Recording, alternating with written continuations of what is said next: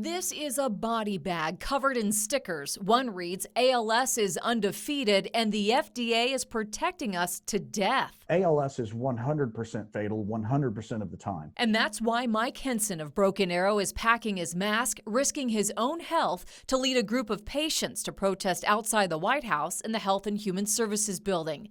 His Facebook group, No More Excuses, has more than 5,000 members, and that's where he'll carry the protest live.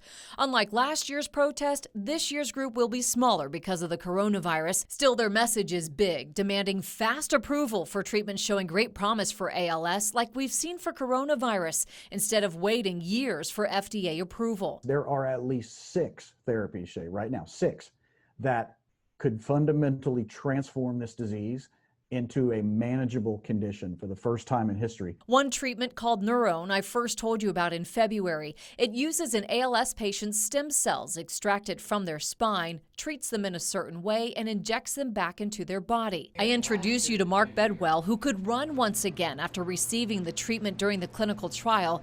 He had been losing his ability to walk. Another patient confined to a wheelchair, Matt Bellina, could stand once again. This treatment is in its phase 3 trial and not expected to wrap up until October. The Israeli company behind the treatment, Brainstorm Cell Therapeutics, and the FDA have said if the data from the final trial is positive, they'll work together to try to speed up approval. This statement made by Dr. Anthony Fauci in the White House talking about remdesivir to treat COVID-19 caught Henson's attention. Whenever you have clear-cut evidence that a drug works, you have an ethical obligation to immediately let the people who are in the placebo group know so that they could have access. Henson believes he got the placebo in the NUROWN trial and wants anyone who did in this and other trials to get the real deal. We certainly have no problem with what's happening with COVID.